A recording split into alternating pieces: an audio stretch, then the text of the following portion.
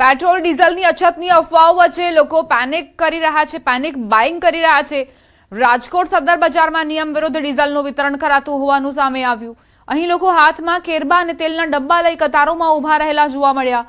શહેરના સદર બજારમાં ઈગલના પંપ પર નિયમ વિરુદ્ધ પેટ્રોલ ડીઝલનું વિતરણ કરાયું।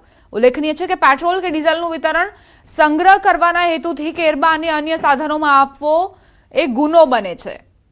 પેટ્રોલ પંપના માલિકો નિયમોનું ઉલ્લંઘન કરીને કેરબા અને તેલના ડબ્બામાં પેટ્રોલ ડીઝલ આપી રહ્યા છે, ત્યારે પેટ્રોલ પુરાવા આવેલા વ્યક્તિએ વિડીયો ઉતારી સોશિયલ મીડિયામાં વાયરલ કર્યો છે। સંવાદદાતા અંકિત જોડાઈ ગયા છે વધુ જાણકારી સાથે। અંકિત, જે આ વિડીયો સામે આવ્યા છે, શું હકીકત તેની? ચોક્કસ દીપા, વાત કરવામાં આવે તો રાજકોટ શહેરમાં ગઈકાલથી જ રાજકોટ શહેરના કુલ 97 પેટ્રોલ પંપ છે ને તમામ પેટ્રોલ પંપ ઉપર ગઈકાલથી જ ભારે ભીડ છે તે જોવા મળી રહી છે।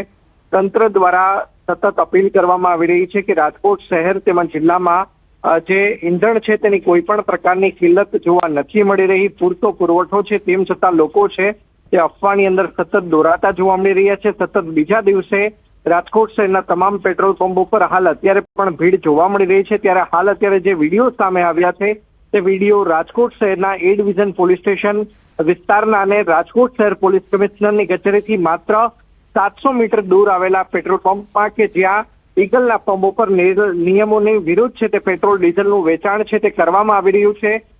એક તરફ લોકો છે તે લાંબી કતારોની અંદર ઉભા છે તો બીજી તરફ લોકોને કેરબા તેમજ તેલના ડબ્બાની અંદર પેટ્રોલ આપવામાં આવી રહ્યા હોવાના દ્રશ્યો છે તે સામે આવ્યા છે।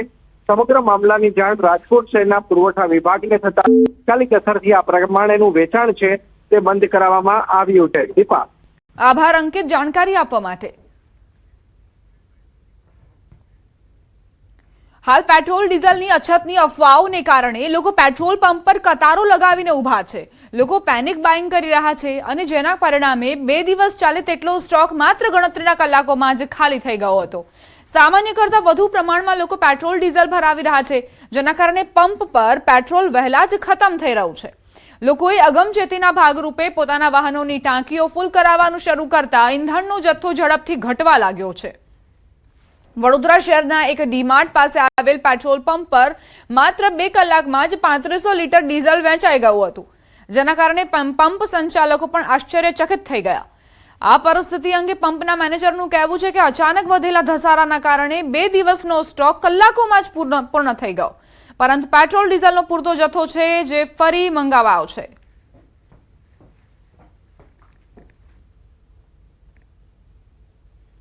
બે કલાકમાં 3500 લીટર ડીઝલ વેચાઈ ગયું। જે 2 દિવસમાં વેચાય એની જગ્યાએ 2 કલાકમાં 3500 લીટર ડીઝલ। એનું કારણ જે આવે બધા કે ભાઈ મળવાનું નથી એમ કે બધી ગાડીઓ ફૂલ કરી દીધી લોકોએ।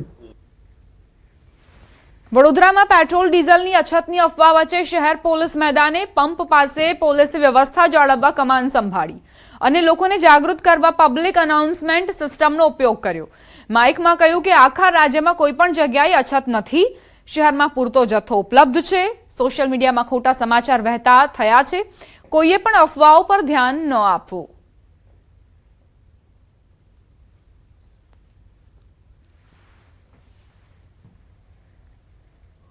પોલીસ દ્વારા તમામ વાહન ચાલકોને અપીલ કરવામાં આવે છે કે હાલમાં પેટ્રોલ ડીઝલની અછતના સોશિયલ મીડિયા ઉપર જે મેસેજ વાયરલ કરવામાં આવેલ છે તે તદ્દન ખોટા છે। આવી અફવાઓથી દૂર રહેવું। સરકારશ્રી પાસે પેટ્રોલ ડીઝલનો જથ્થો પૂરતા પ્રમાણમાં છે। જ્યાં સુધી સરકારશ્રી સત્તાવાર જાહેરાત ન કરે ત્યાં સુધી ખોટા મેસેજોમાં આવીને પેટ્રોલ પંપો ઉપર લાંબી લાઈનો કરીને અવ્યવસ્થા ન સર્જવા માટે તમામને વિનંતી કરવામાં આવે છે। રાજકોટના જેતપુરમાં પેટ્રોલ ડીઝલની અછતની અફવા વચ્ચે તમામ પેટ્રોલ પંપો પર વાહન ચાલકોની લાંબી લાઈનો લાગી। લોકો પોતાના વાહનોની ટાંકી ફૂલ કરાવવા અને ઈંધણનો સ્ટોક કરવા પેટ્રોલ પંપો પર ઉમટી પડ્યા। પેટ્રોલ પંપ સંચાલકો લોકોને શાંતિ જાળવવા અપીલ કરી રહ્યા છે। હકીકતમાં ઈંધણનો પૂરતો જથ્થો ઉપલબ્ધ છે, પરંતુ લોકોના બિનજરૂરી સંગ્રહના કારણે કૃત્રિમ અછત ઊભી થઈ રહી છે। તંત્ર પણ લોકોને અપીલ કરી રહ્યું છે કે કોઈ પણ પ્રકારની ખોટી અફવાઓમાં ન આવો અને તમને જેટલી જરૂરિયાત હોય તેટલું જ પેટ્રોલ ડીઝલ પુરાવો। અહીંયા ઊભો હતો પણ એકચ્યુઅલમાં મારે તે કેવું ડીઝલની મારે જરૂર હતી, એટલા માટે મારે અત્યારે ઊભો હતો. પણ એકચ્યુઅલમાં એવું કોઈ તંગી કે પેટ્રોલ ડીઝલની છે નહીં.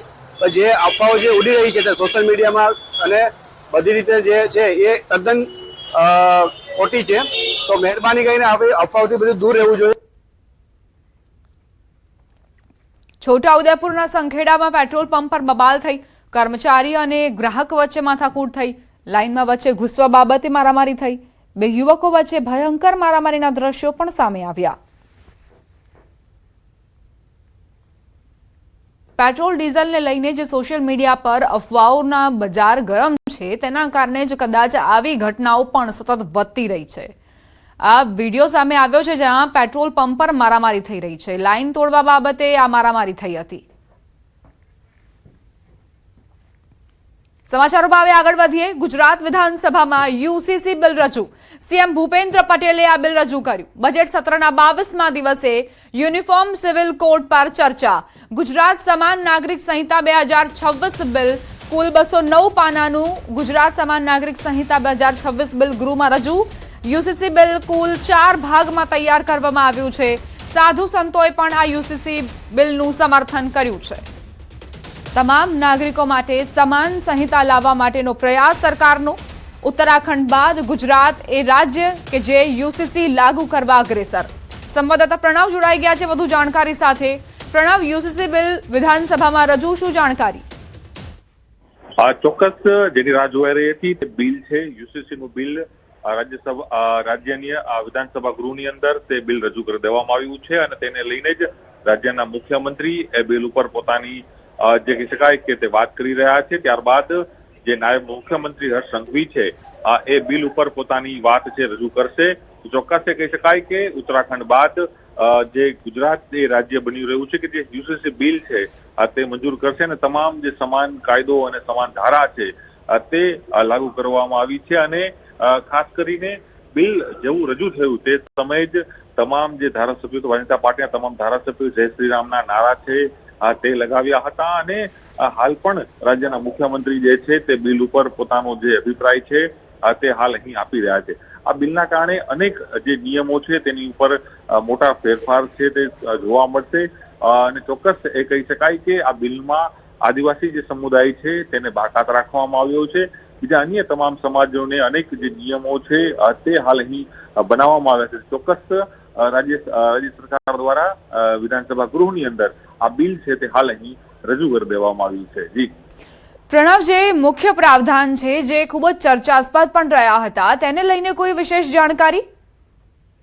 ચોક્કસ અત્યારે હાલ જે બિલ ઉપર ચર્ચા થઈ રહી છે, ગૃહ ઉપર જે બિલ છે તે રજૂ કરવામાં આવ્યું છે. તમામ ધારાસભ્યો અને વિપક્ષ અને કોંગ્રેસ પોતાના અભિપ્રાયો છે તે આ બિલ ઉપર આપશે.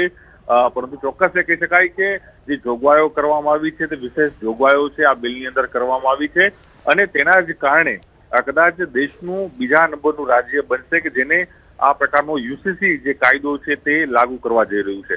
કારણ કે સરકાર દ્વારા યુસીસી કાયદાને પહેલા એક કમિટી બનાવવામાં આવી હતી. એ કમિટી દ્વારા અલગ અલગ જે અભિપ્રાયો છે રાજ્યભરના જિલ્લાઓ છે, રાજકીય પાર્ટીઓ છે, સામાજિક સંસ્થાઓ છે તેની પાસેથી અભિપ્રાય લેવામાં આવ્યા હતા. ત્યારબાદ એ અભિપ્રાયનો રિપોર્ટ છે એ રાજ્યના મુખ્યમંત્રીને એ કમિટી દ્વારા સોંપવામાં આવ્યો હતો.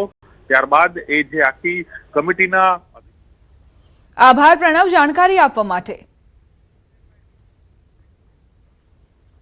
પેટ્રોલ ડીઝલની અછતની અફવાઓ વચ્ચે સંગ્રહખોરો બેફામ બન્યા છે. વડોદરામાં કેટલાક પેટ્રોલ પંપ સંચાલકો સંગ્રહખોરોના સાથ આપી રહ્યા હોવાની પણ જાણકારી મળી છે. ગોત્રી વિસ્તારના એક પેટ્રોલ પંપનો વિડીયો સામે આવ્યો જ્યાં અફરાતફરીના માહોલ વચ્ચે લોકો પેટ્રોલના કેરબા ભરી રહ્યા છે.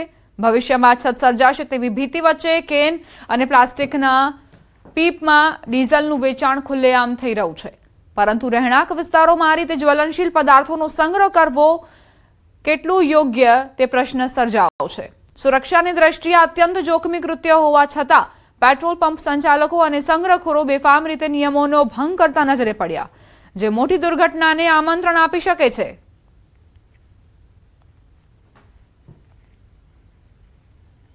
બનાસકાંઠાથી સમાચાર. પેટ્રોલ પંપ પર લોકો અફરાતફરી કરતા જોવા મળ્યા. પેટ્રોલની અછતની અફવા વચ્ચે પેટ્રોલ ભરવાનો નવો કિમિયો. દૂધની બરણીઓમાં પેટ્રોલ ભરાવતા લોકો જુઓ. લોકો બરણીઓ લઈને પેટ્રોલ પંપ પર ઉમટ્યા. ગઈકાલ રાતથી પેટ્રોલ પંપ પર કતારો લાગી છે. સરહદી વિસ્તારોમાં પેટ્રોલ પુરાવા માટે લાંબી લાઈનો લાગી. અફવા વચ્ચે લોકોમાં પડાપડી જોવા મળી. જિલ્લા કલેક્ટર દ્વારા અફવાઓથી દૂર રહેવા સતત અપીલ થઈ રહી છે.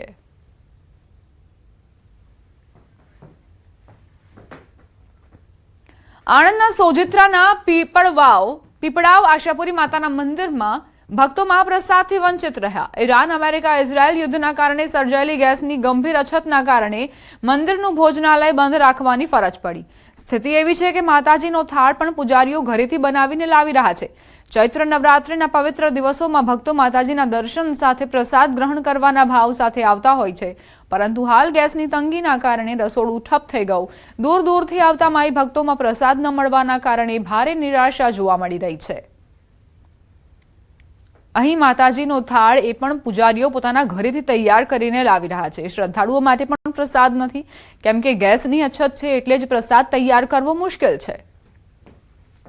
ગેસની અછતને લીધે અત્યારે ભોજનાલય બંધ છે. એના લીધે ભાવિક ભક્તોને પણ પ્રસાદીની તકલીફ પડે છે.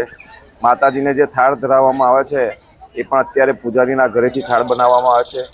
એટલે આગળ પણ રજૂઆત કરવામાં આવી છે ચેરિટી કમિશનરને, વહીવટદારશ્રીને, કે વહેલામાં વહેલી તકે ગેસની સુવિધા થાય અને ભક્તોને પ્રસાદી ફરી મળતી થાય એવા પ્રયત્નો કરવામાં આવે એવી અમારી રજૂઆત છે. અને ઇઝરાયલ, આપણે ઈરાન અને અમેરિકા યુદ્ધના હિસાબે, ગેસની અછતના હિસાબે અહીંયા ગેસની અછતના હિસાબે મહાપ્રસાદ ભોજનશાળા બંધ છે અને મહાપ્રસાદનો લાભ મળ્યો નથી.